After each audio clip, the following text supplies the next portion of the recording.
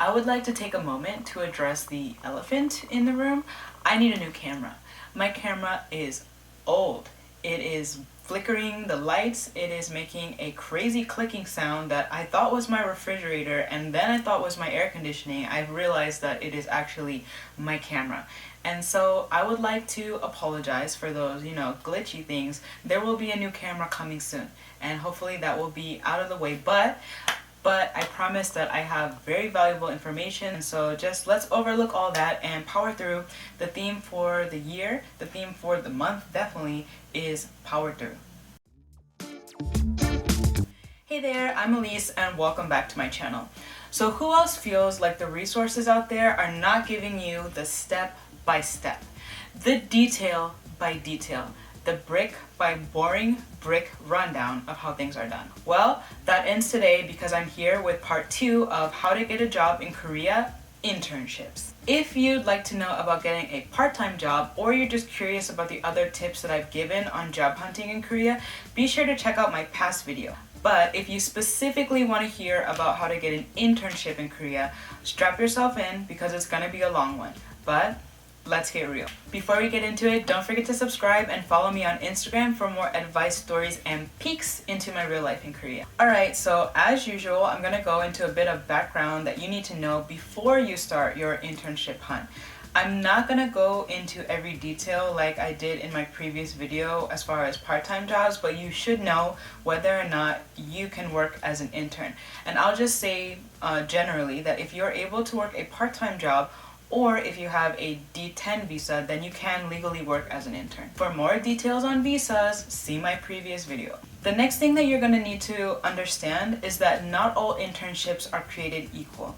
The word internship in Korea is very ill-defined in my opinion. A lot of companies nowadays are using internships to vet potential full-time employees.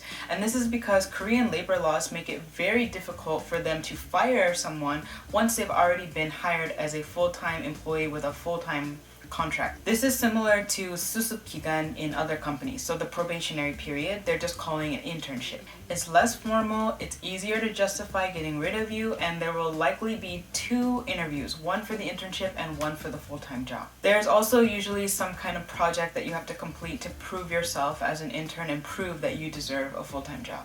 At the same time, companies are offering more of what I understand as an internship, which is an opportunity for a student to experience what it's like working in that industry or that particular company. If you happen to do well, you might be encouraged to apply as a full-timer, but you are not automatically guaranteed a full-time job, and you'll still have to go through the interview process and you'll still have to go through the 수습 기간.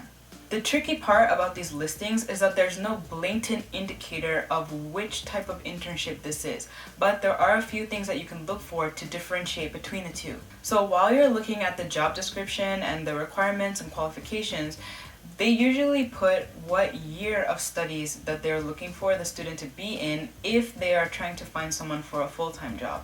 So if they say that they're looking for people in their final year of university, or if they say that they're looking for people who have already graduated from college, you can pretty much tell that that is a 수습 기간 internship, a probationary internship with the intention of hiring someone full-time. There are also other hints besides what year of studies you're in.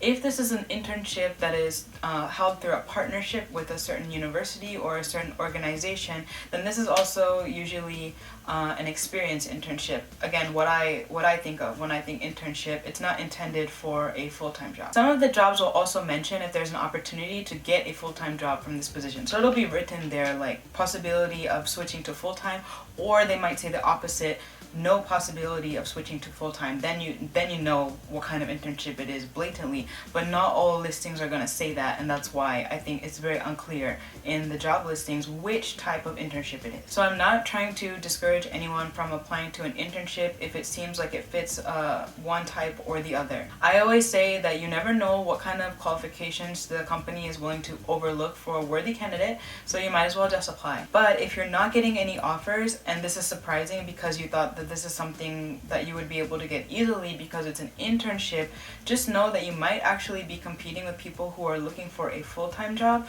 or competing with people who graduated years ago and are trying to go the Suzuki-gun internship route into a full-time job. And just like back in the US, or whatever country you come from, very American of me to assume that everybody is from the US, there are paid and unpaid internships. Now, technically, unpaid internships, unpaid labor is illegal in Korea. But that doesn't mean unpaid internships don't exist, and that doesn't mean that people don't do them. Ouch. A lot of smaller companies need labor, so they'll offer internships with a stipend for your transportation and or your lunch. This, along with the experience that you gain through the internship, are coined under the umbrella term passion pay. These companies argue that the experience that you've gained and everything you've learned are your compensation. And the companies that I find that do this more are actually owned by non-Koreans. They are foreign companies. But a lot of Korean companies seem to have caught on to this kind of unpaid internship culture,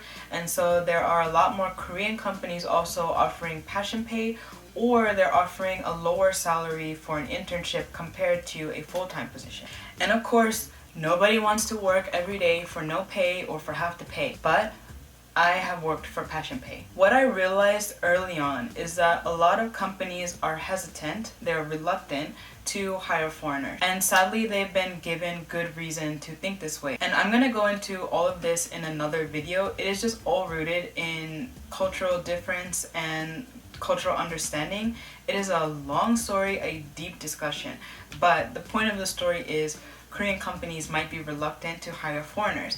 And so what I saw was an opportunity through these passion pay internships to get more experience on my resume, so that when I was ready to apply for full-time positions at bigger, more recognized companies, I already had this credibility. I chose when I did these internships very strategically. So the first one that I ever did was actually while I was on a D4 visa. Legally, I wasn't allowed to work for pay anyway. So it was pretty much just a voluntary thing. I wanted to work and gain experience. I could not legally be paid. This company needs an intern. They are not offering any money, so okay, fine, I will do this internship. The second time that I pursued one of these passion pay type of internships was while I was a student, and I was able to earn credit for doing an internship. So for me, as long as there was some benefit for myself, I considered it a win, even though I wasn't being paid. And usually after about a month or so, I was able to negotiate with these companies so that I could get a salary in the end. But there was a period first where I had to work unpaid and prove myself as an intern who should be paid. And it sucks that it works that way. It sucks that people are doing it that way. And it's fully up to you whether or not you'd like to, feed into that. I personally just saw it as more beneficial for myself to go for those positions, and based on where I am now, I can't really say that that was the wrong choice for me. It might be the wrong choice for you.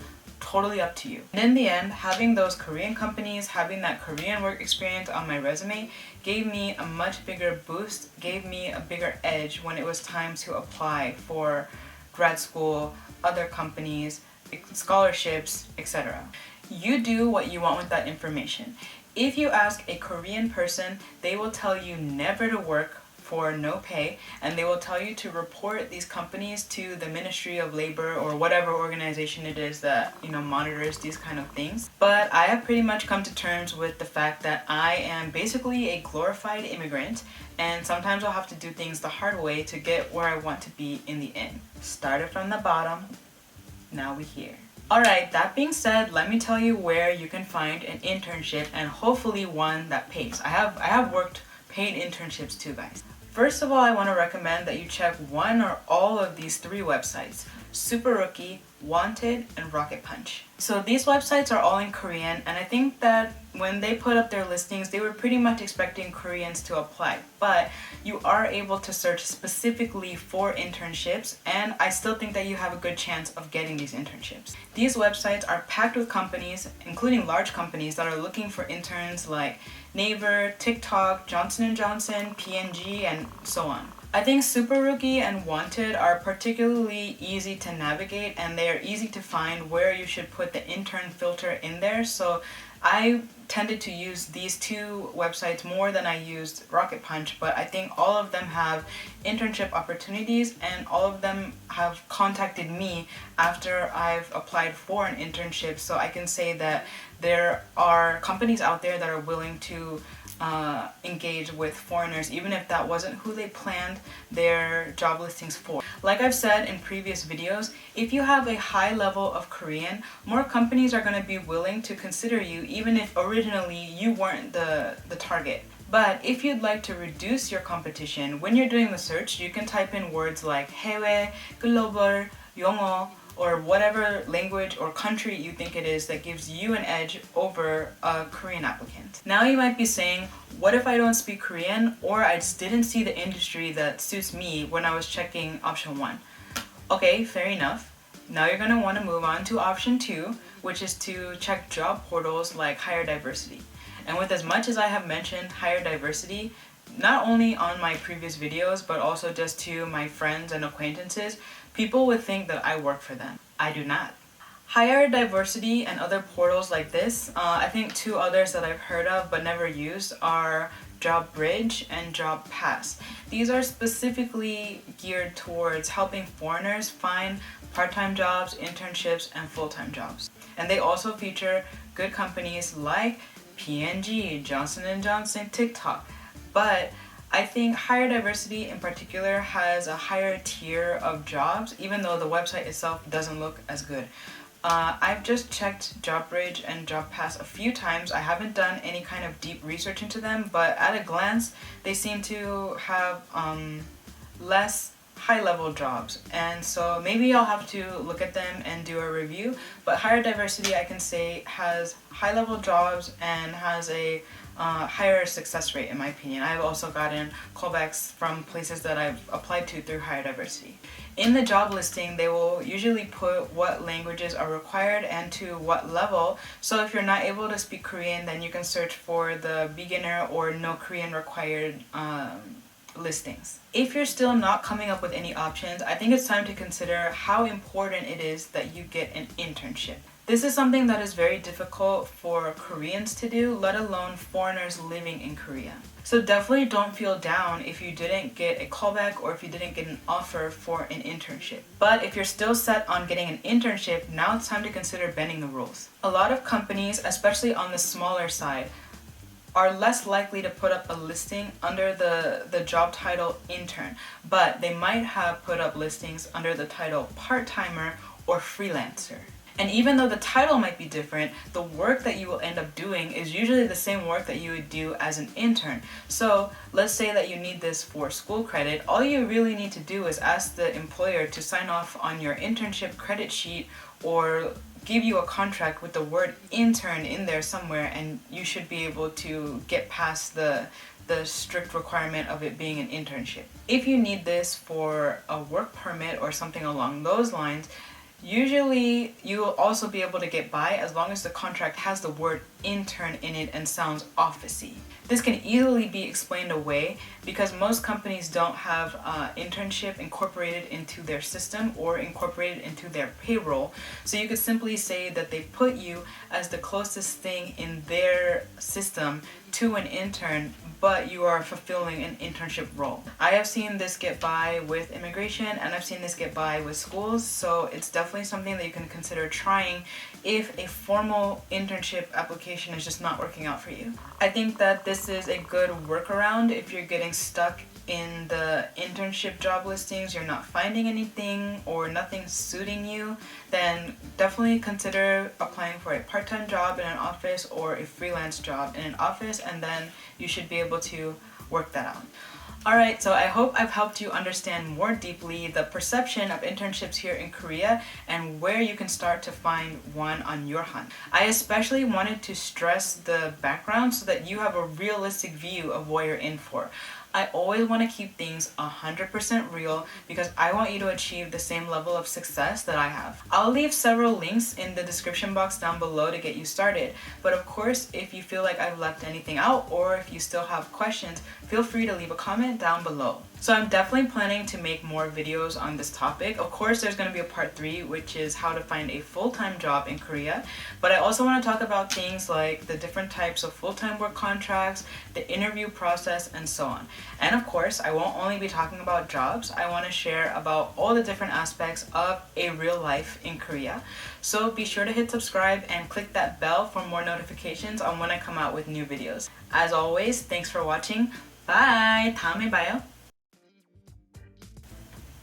Is it me? Is it when I move? Why does this make you flicker? Alright, I'll try to move less, I suppose. Hello, brightness. Hello, darkness, my old friend. Light, dark, light, dark. Okay, it's me.